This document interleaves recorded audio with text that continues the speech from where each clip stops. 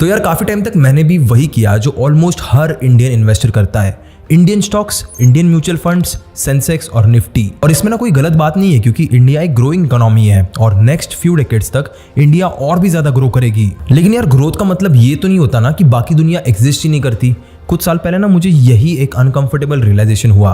मैं ना बस अपना पोर्टफोलियो देख रहा था और वो मैं बस एक ही सवाल खुद को बार बार पूछे जा रहा था कि जो भी कंपनीज मेरी डेली लाइफ चला रही है क्या मैं उनको ओन करता हूँ। मतलब 2 मिनट के लिए बस इस थॉट को सोच के देखना। सुबह उठता हूँ तो आईफोन के अलार्म से हर चीज गूगल पे सर्च करता हूँ। माइक्रोसॉफ्ट और एडोबी के टूल्स है जिन पे मैं काम करता हूँ। ये एक्चुअली वो सारी कंपनीज है जो क्लाउड, एआई, चिप्स में है, जो नेक्स्ट 10 से 20 साल का फ्यूचर शेप करने वाली है। लेकिन मैंने जब अपनी इन्वेस्टमेंट चेक की तो उसमें इनमें से कोई भी एक कंपनी नहीं थी। मैं सिर्फ एक टाइप से इनके प्रोडक्ट्स का एक यूजर था और वहीं पे क्लिक हुआ कि इसका कुछ करना ही चाहिए। तो उसी वजह से ये वीडियो है। ये ना रिटर्न्स के पीछे भागने के लिए है ना यूएस मार्केट के पीछे भागने के बारे में। ये वीडियो बस आपके दिमाग में एक थॉट डालने के लिए है कि क्या आप ग्लोबल इनोवेशन सिर्फ कंज्यूम ही कर रहे हो या उसमें पार्टिसिपेट भी कर रहे हो। देखो यूएस का जो मार्केट है ना उसका साइज इंडिया के मार्केट से भी काफी बड़ा है in terms of market capitalisation, क्योंकि दुनिया की सबसे इन्फ्लुएंशियल कंपनीज वहीं पे तो लिस्टेड है। तो ये वीडियो ना बड़े एक सिंपल रीजन से एग्जिस्ट करती है, आपको कामली लॉजिकली ये समझाने के लिए कि मैं पर्सनली यूएस स्टॉक्स में क्यों इन्वेस्ट करता हूं और इंडिया में बैठे बैठे ये लीगली और इजीली कैसे होता है। और इसी टॉपिक के अराउंड अगर आपके कोई भी डाउट्स रहे ना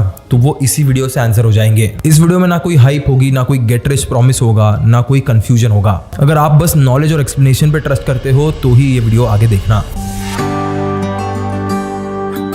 तो अब चलो शुरू करते हैं एकदम बेसिक से कि आखिर ये यूएस स्टॉक्स मैटर भी क्यों करते हैं। सबसे पहले तो ये चीज समझ लो कि मेरा यूएस स्टॉक में इन्वेस्ट करने का मेजर रीजन रिटर्न्स कभी था ही नहीं। अगर बस रिटर्न्स ही चेज करने होते तो इंडिया में भी बहुत ज्यादा इनफ अपॉर्चुनिटीज आपको मिल जाएगी। देखो मेरा मेन रीजन था access to innovations. US market ना पैसों के साथ साथ आइडियाज का भी एक मार्केट है। जरा बस इस चीज को सोच के देखो कि एप्पल ने सिर्फ फोन या मैकबुक नहीं बनाया, एप्पल ने एक बिहेवियर चेंज क्रिएट किया। आज हम लोग उनके बनाए हुए फोन और लैपटॉप से इतने ज्यादा कनेक्टेड है कि वो जैसे हमारी जिंदगी का एक पार्टी बन चुके हैं। उसके बाद गूगल ने कभी एक सर्च इंजन बनाया ही नहीं, गूगल ने एक्चुअली में नॉलेज को डेमोक्रेटाइज किया। और फिर आता है माइक्रोसॉफ्ट जो सिर्फ एक सॉफ्टवेयर बनाने के बिजनेस में नहीं है, वो एक्चुअली में एक मॉडर्न वर्क कल्चर भी बिल्ड कर रहे हैं। और रिसेंट के इसमें फेमस हुई एनवीडिया को भी आप देख लो। आज का जो एआई बूम आप देख रहे हो ना वो इस कंपनी के बिना पॉसिबल ही नहीं होता। अब ये सारी कंपनीज एक्चुअली में अगर देखोगे तो आप सिर्फ प्रॉफिट नहीं बना रही, प्रॉफिट कमाना एक बहुत छोटी सोच हो गई। ये एक्चुअली आपका आने वाला कल डिजाइन कर रहा है और उसी के साथ साथ एक बहुत मेजर इंपैक्ट छोड़ रहा है। और जब आप सिर्फ इंडियन मार्केट में इन्वेस्ट करते हो तो आप इन स्टोरीज का सिर्फ एक प्रोडक्ट बन के रह जाते हो। आप एक टाइप से ना सिर्फ एक कस्टमर हो, वहां पे कुछ ओनरशिप नहीं है आपकी। तो मेरे लिए ना ये शिफ्ट ही बहुत ज्यादा इंपॉर्टेंट था, एक यूजर से एक ओनर बनना। क्योंकि करंट टाइम में अगर पूरी दुनिया ग्लोबल हो चुकी है तो इन्वेस्टमेंट्स में भी थोड़ा सा ग्लोबल एक्सपोजर एक थोड़ा सा लॉजिकल डिसीजन भी लगता है। बट मैं आज भी इंडियन स्टॉक्स में इन्वेस्ट करता हूँ। इंडिया मेरा एक्चुअल कोर है। यूएस स्टॉक मार्केट आप सोचोगे जो मेरे अंदर इनोवेशन वाला कीड़ा है ना वो उसको सेटिस्फाई करता है। और अगर मैं आपको इंडियन और यूएस के मार्केट का कंपैरिजन बताऊं तो आपको बहुत ज्यादा शॉकिंग चीजें पता चलेगी। सीधे एकदम डेटा पे आते हैं। अगर हमने यूएस के और इंडियन मार्केट को अगर कंपेयर किया तो जैसे इंडिया में एक बेंचमार्क है सेंसेक्स का, वैसे ही यूएस के लिए एक बेंचमार्क है S&P 500। ये ना दो कोई रैंडम इंडाइसेस नहीं है, ये दोनों अपने अपने देश की टॉप कंपनीज को रिप्रेजेंट करता है। ये वीडियो ना ये प्रूफ करने के लिए नहीं है कि यूएस हमेशा इंडिया से बेहतर है। देखो एक्चुअल रियलिटी तो ये है कि कभी इंडिया आउट परफॉर्म करता है तो कभी यूएस आउट परफॉर्म करता है, लेकिन लॉन्ग टर्म में दोनों का बिहेवियर ना काफी ज्यादा सिमिलर होता है। इसका बस फर्क वहां से शुरू होता है जहां से लोग यूजुअली ध्यान ही नहीं देते, और वो है कंपाउंडिंग प्लस करेंसी। मान लो एक सिंपल सिनेरियो, अगर आपने इंडिया में इन्वेस्ट किया तो रिटर्न्स इक्वल्स मार्केट ग्रोथ, लेकिन अगर आपने वही यूएस में इन्वेस्ट किया तो return equals market growth plus dollar appreciation against the rupees.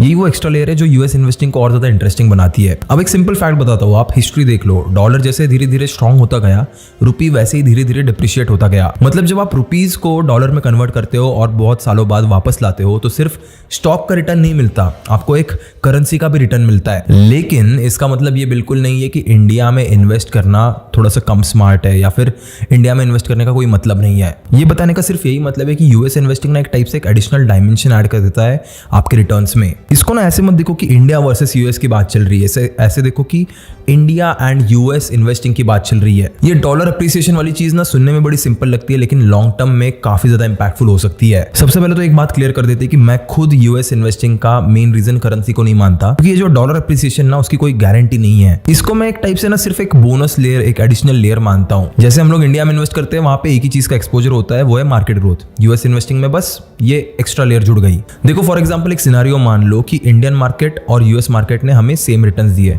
फिर भी ये जो करेंसी का मूवमेंट होगा ना वो आपको फाइनल रिटर्न्स को ना थोड़ा बहुत इन्फ्लुएंस कर सकता है। और ये चीज ज्यादातर लोग नोटिस ही नहीं करते क्योंकि वो बस 1-2 साल के लिए इन्वेस्ट करते हैं। ये एक्चुअली में ना 5-10 सालों में आपको एक बहुत बड़ा इंपैक्ट दिखेगा। और अगर मैं करेंसी के डिप्रिशिएट होने की बात कर रहा हूँ तो मुझे एक चीज क्लियर करना यहाँ पे बहुत इंपॉर्टेंट लगता है कि इंडियन रुपीस का वैल्यू डिप्रिशिएट होना ये इंडिकेट नहीं करता कि इंडिया इकोनॉमिकली वीक है। जो भी दुनिया में डेवलपिंग और फास्ट ग्रोइंग इकोनॉमीज है ना, उनमें करेंसी डिप्रिसिएशन ना एक ट्रेंड जैसा है। आपकी कंट्री आपको ग्रो करनी है तो उसके लिए आप इंपोर्ट्स बहुत ज्यादा करते हो, कैपिटल फ्लो बहुत ज्यादा होता है, इसी वजह से ये डिप्रिसिएशन दिख के आता है। मैं ना पर्सनली इसलिए यूएस में इन्वेस्ट करता हूँ क्योंकि मुझे लगता है कि लॉन्ग टर्म में एक ही करेंसी पे डिपेंड रहना ज्यादा स्मार्ट नहीं होता। देखो, इंडिया में कमाना और इंडिया में ही स्पेंड करना हमारा हमेशा कोर रहना चाहिए, लेकिन थोड़ा सा ग्लोबल एक्सपोजर रखना ना रिस्क को एक टाइप से थोड़ा सा स्प्रेड कर देता है। और जब आप ये समझ लेते हो तो एक और डाउट आपको ना थोड़ा सा नेचुरली आ जाता है कि क्या ये सब लीगल भी है या फिर नहीं। और वही से आते हैं हम लोग हमारे अगले सेक्शन पे, which is LRS and legality. तो देखो, ये जितनी भी सारी यूएस टेक कंपनीज है ना, वो सबसे पहले तो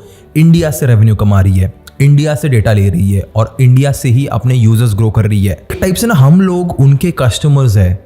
पर एक सिंपल सवाल जो किसी के दिमाग में नहीं आता वो ये है कि अगर ये कंपनीज हमसे ग्रो कर रही है तो हम उनके साथ क्यों ना ग्रो करें। और जब भी तुम ये प्रॉफिट्स वापस इंडिया लाते हो तो टैक्स इंडिया में देते हो, उसके बाद जो अपने पैसे कमाए वो इंडिया में ही स्पेंड करोगे, कैपिटल जो है ओवरऑल इंडिया में लगेगा। इसीलिए मैं ना इसे एंटी इंडिया नहीं बल्कि एक ग्लोबल पार्टिसिपेशन की लेंस से देखता हूं। अब ये सब लीगल है भी या नहीं, गवर्नमेंट अलाउ करती है या नहीं, कहीं पे हमको कल प्रॉब्लम तो नहीं होगा, ये एकदम परफेक्ट वैलिड क्वेश्चंस है जो हर किसी के दिमाग में आ सकते हैं। और इसी एक डाउट की वजह से ना बहुत सारे लोग इन्वेस्टिंग स्टार्ट भी नहीं करते। तो चलो एकदम सिंपल क्लियर वर्ड्स में आपको समझा देता हूँ। इंडिया से यूएस स्टॉक में इन्वेस्ट करना कंप्लीटली लीगल है। देखो, ये होता है कि एक सिस्टम होती है जिसके थ्रू इन्वेस्ट किया जाता है, which is known as LRS।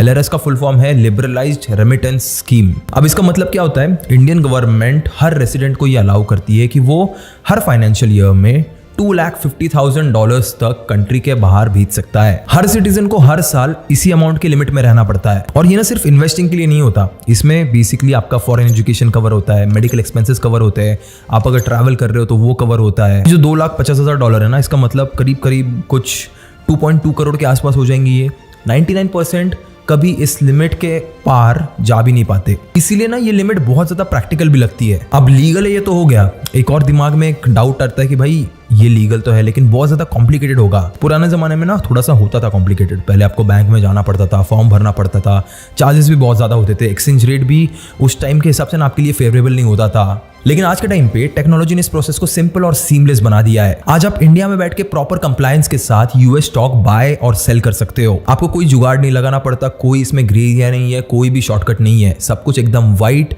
Regulated and traceable. और जब लीगलिटी क्लियर हो जाती है तो बस अगला लॉजिकल सवाल होता है कि कैसे करना है, कौन सा प्लेटफॉर्म यूज करना है, प्रोसेस क्या होगा। और वही से हम लोग आते हैं मेरे खुद के पर्सनल सेटअप पे जहां से मैं इन्वेस्ट करता हूं, जिसका नाम है इंड मनी। अब ना मैं एक ऑनेस्ट कन्फेशन करता हूं, यूएस स्टॉक में इन्वेस्ट करने के लिए आज मार्केट में काफी सारे अलग अलग ऑप्शंस है। मैं कभी भी आपको ये नहीं बोलूंगा कि सिर्फ एक ही तरीका एग्जिस्ट करता है, लेकिन यार हर ऑप्शन ना हर इंसान के लिए सही नहीं होता। अब मैं जो भी आपको शेयर कर रहा हूँ वो इसलिए क्योंकि ये मेरा पर्सनल सेटअप है। तो देखो, मैं जब यूएस इन्वेस्टिंग स्टार्ट करना चाह रहा था, मेरी रिक्वायरमेंट बहुत ज्यादा सिंपल थी, प्रोसेस एकदम सिंपल होनी चाहिए, कंप्लायंस क्लियर होनी चाहिए और अपना जो पैसा है वो मेरे कंट्रोल में रहना चाहिए। और ओवरऑल ये सारी चीजें ना बस कॉम्प्लिकेटेड ना लगे, एकदम ईजी टू अंडरस्टैंड लगे। अब इसी फिल्टर पे मुझे इंड मनी फिट लगा। अब देखो, पिछले कुछ टाइम से मैं इंड मनी यूज कर रहा हूँ, उसके 4 मेन रीजंस है। सबसे पहली चीज जो काफी लोग इग्नोर कर देते हैं, that is their single dashboard. एक ही जगह पे आपको इंडियन इन्वेस्टमेंट्स भी दिख जाते हैं, यूएस स्टॉक्स भी दिख जाते हैं, ट्रैकिंग भी मिल जाती है और रिपोर्ट्स भी मिल जाती है। इससे सब कुछ ना ऐसा बिखरा बिखरा सा नहीं लगता, सब कुछ आपको एक ही जगह पे मिल जाता है। Second one is their Indian compliance, LRS के रूल्स, टैक्स रिपोर्टिंग, डॉक्यूमेंटेशन, ये सब चीजें जब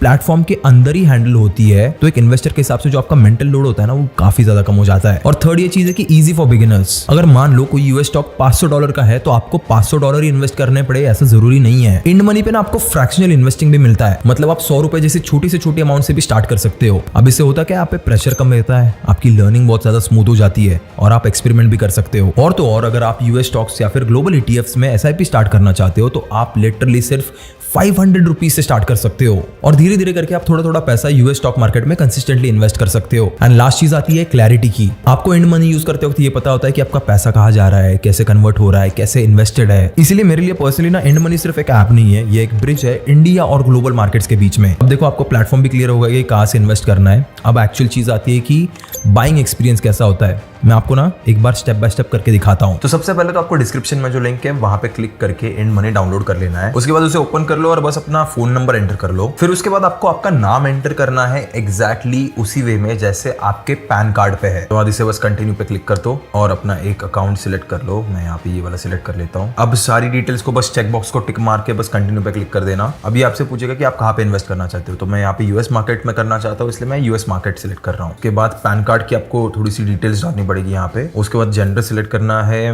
मार्शल स्टेटस सिलेक्ट करना है और nationality and then father's name and कौन सी सिटी में आप पैदा हुए थे। ठीक है, बाकी थोड़ी मोड़ी पर्सनल डिटेल्स आप चाहो तो फिल कर सकते हो फटाफट से एकदम। ठीक है, उसके बाद आपके सारे डॉक्यूमेंट्स वेरीफाई हो जाएंगे। मेरा यहाँ पे डिजी लॉकर से कनेक्टेड है पैन कार्ड, तो एकदम फटाफट वेरीफाई हो जाता है। बस कुछ चीज़ें एंटर करनी है मुझे यहाँ पे। अब ये कंप्लीट प्रोसेस करने के बाद आपको एक सेल्फी मांगेगा वो, तो आपको वो सेल्फी खींचनी है। मैं यहाँ पे फटाफट एक सेल्फी खींच लेता हूँ। फिर बस आपको आपकी बैंक ऐड करनी है यहाँ पे, जहाँ से आप यूएस स्टॉक में इन्वेस्ट करोगे। तो मैं यहाँ पे बस ऐड बैंक कर दिया and proceed to link account, let's do it.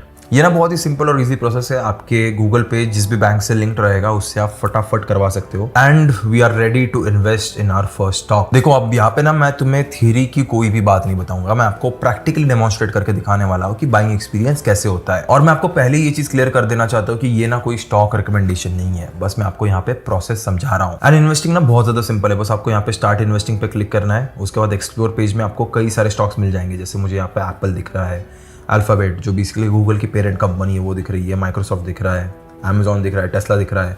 ऐसी कई सारी यूएस की कंपनीज आपको यहाँ पे मिल जाएगी। अब फॉर एग्जांपल मैं एप्पल पे क्लिक कर देता हूँ तो एप्पल की जितनी भी सारी इन्फॉर्मेशन है वो मेरे सामने आ जाती है। अगर कोई की इवेंट्स हुए हैं यहाँ पे तो वो भी नीचे दिखा देता है। उसके बाद एप्पल का अगर कोई इनसाइट्स है कंपनी के, बिजनेस इनसाइट्स है, तो वो भी आपको यहाँ पे नीचे मिल जाती है। प्लस आपको बाकी सारे स्टैट्स मिल जाते हैं नीचे स्क्रॉल करने के बाद। और एक एनालिस्ट का नीचे जाके रिकमेंडेशन में मिल जाता है कि एनालिस्ट कहना क्या चाहते हैं। They are telling to buy, hold और सेल द स्टॉक। ओके, उसके बाद एक फोरकास्ट मिल जाएगा आपको और नीचे जाके आपको थोड़ा सा कंपैरिजन में मिल जाएगा कि बाकी कंपनीज के कंपैरिजन में ये कैसा परफॉर्म कर रहा है।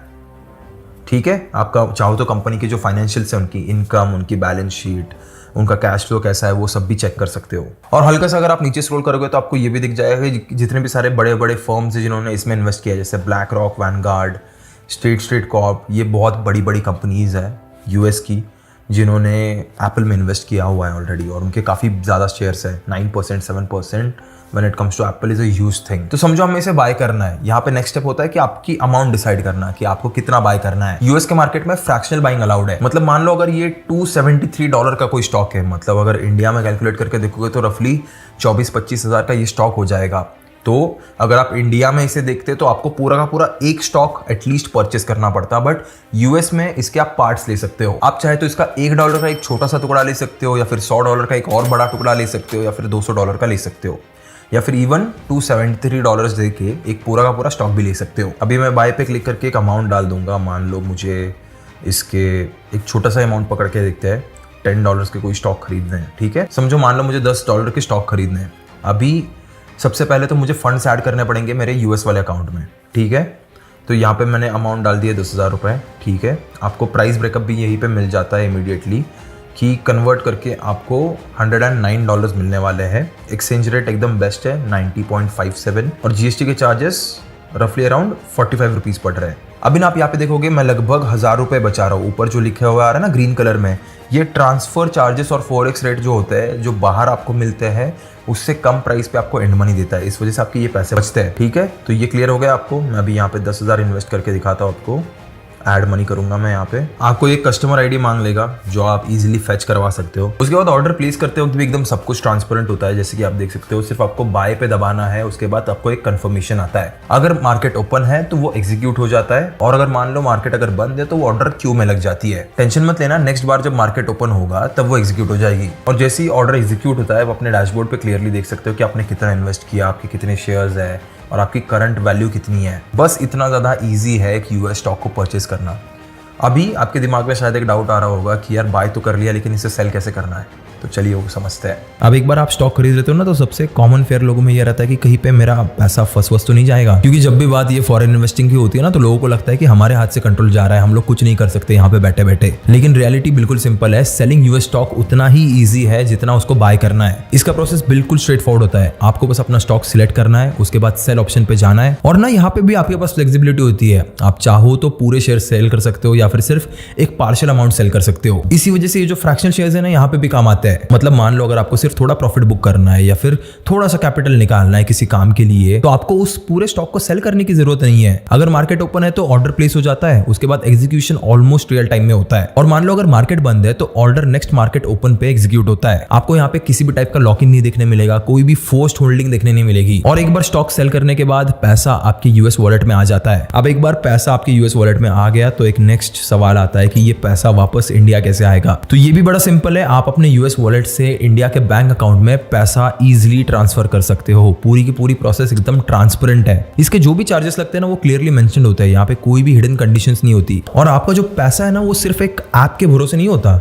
यूएस के साइड पे प्रॉपर ब्रोकरेज और कस्टडियन स्ट्रक्चर होता है। मतलब अगर मान लो कल को प्लेटफॉर्म के साथ कुछ भी हो जाए तो भी आपके स्टॉक सिस्टम के अंदर सेफ रहता है। इसीलिए फॉरेन इन्वेस्टिंग एक प्रॉपर और वेल डिफाइंड सिस्टम है। अब बहुत सारे लोगों के दिमाग में चल रहा होगा कि भाई मेरे पास टाइम नहीं है खुद से बैठ के स्टॉक देखने का, तो ऐसे मोमेंट में मैं क्या करूं। अब अगर आपके पास टाइम नहीं है तो आपके लिए बेस्ट ऑप्शन बन सकते हैं यूएस ईटीएफ्स। ईटीएफ्स को अगर मैं सिंपल वर्ड्स में आपको समझाऊं तो ये बेसिकली एक बास्केट है जिसमें मल्टीपल कंपनीज है, जिसे आप बस एक सिंगल क्लिक करके चूज कर सकते हो। बेसिकली आप एक एक स्टॉक चूज करने के बजाय एक पूरे मार्केट पे एक्सपोजर ले रहे हो। अब इसका अगर मैं आपको एक क्लियर एग्जांपल दूं तो S&P 500 ETF ये है यूएस की टॉप 500 कंपनीज का ETF, जिसमें एप्पल भी आती है, माइक्रोसॉफ्ट भी आती है, गूगल, एनवीडिया ऐसी कंपनीज भी आती है। और ये सब कुछ मिलेगा आपको एक ही ETF में। अब इसका फायदा क्या होता है, आपका जो डाइवर्सिफिकेशन होता है, जो मैंने पहले बताया था, वो ऑटोमेटिकली हो जाता है। दूसरी चीज, सिंगल कंपनी का जो रिस्क होता है ना, वो भी थोड़ा कम हो जाता है। यानी हो सकता है अगर एक कंपनी नीचे जाए तो दूसरी उसे बैलेंस कर दे। और जितने भी सारे बिगिनर्स हैं ना, उनके लिए तो मैं सजेस्ट करूंगा कि ETF से ही एक काइंड ऑफ एंट्री पॉइंट ले लो उस मार्केट में। आप अगर चाहो तो मंथली SIP जैसा भी अप्रोच रख सकते हो, बस थोड़ा थोड़ा इन्वेस्ट करते जाओ हर महीने। लेकिन हाँ, ETFs भी मार्केट रिस्क के अंडर ही आते हैं। बस एक टाइप से ना रिस्क थोड़ा ज्यादा स्प्रेड हो जाता है। अब ETFs आप समझ गए तो एक इंपॉर्टेंट चीज पे बात करते हैं, विच इज टैक्स। अब टैक्स सुनते ही ना लोगों को लगता है कि ये बहुत कॉम्प्लिकेटेड टॉपिक आ गया, लेकिन मैं ट्राई करूंगा कि आपको एकदम सिंपल से सिंपल वर्ड्स में समझाऊं। सबसे पहले तो आता है ये कैपिटल गेन्स टैक्स। यानी मान लो अगर आप किसी यूएस स्टॉक या फिर ETF को 2 साल के अंदर सेल करते हो तो आपको लगेगा short term capital gain tax. अब इस पे जो भी टैक्स स्लैब होगा वो आपकी इनकम टैक्स स्लैब के हिसाब से लगेगा। और मान लो अगर आप 2 साल के बाद सेल करते हो तो आपको लगेगा long term capital gain tax. इस पे रफली अराउंड 12.5% टैक्स लगता है as per current income tax rules. अब अगर टैक्सेस क्लियर हो गए होंगे तो बात करते हैं डिविडेंड्स की। अब जब भी कोई यूएस कंपनी डिविडेंड्स देती है तो यूएस गवर्नमेंट पहले ही विथ होल्डिंग टैक्स काट लेती है। ये ना यूजुअली अराउंड 25% होता है। मतलब अगर $100 डिविडेंड मिला तो $75 आपके अकाउंट में आता है। 25% के हिसाब से जो $25 था वो कट गया। अब आप सोचो कि ये पैसा तो मैं लूज कर रहा हूं, लेकिन ये लूज नहीं हो रहा है। इंडिया और यूएस के बीच में एक टैक्स ट्रीटी है, इसीलिए जब आप इंडिया में ITR फाइल करते हो तो जो टैक्स यूएस में कटा है वो आप यहाँ पे क्लेम कर सकते हो, एकदम TCS जैसे। और एक लास्ट पॉइंट जो ज्यादातर लोगों पे ना अप्लाई नहीं होता, पर जानना तो जरूरी है। अगर आप एक फाइनेंशियल ईयर में 10 लाख से ज्यादा बाहर भेजते हो तो उस पे गवर्नमेंट 20% TCS लगाती है। अब इसको समझ लेना कि ये आपका ही पैसा है, रिटर्न फाइल करते वक्त ये क्लेम हो जाता है। अब इस पूरी वीडियो को ना एक जगह पे जोड़ते हैं। यूएस इन्वेस्टिंग कोई भी मैजिक ट्रिक नहीं है, ये कोई भी शॉर्टकट भी नहीं है,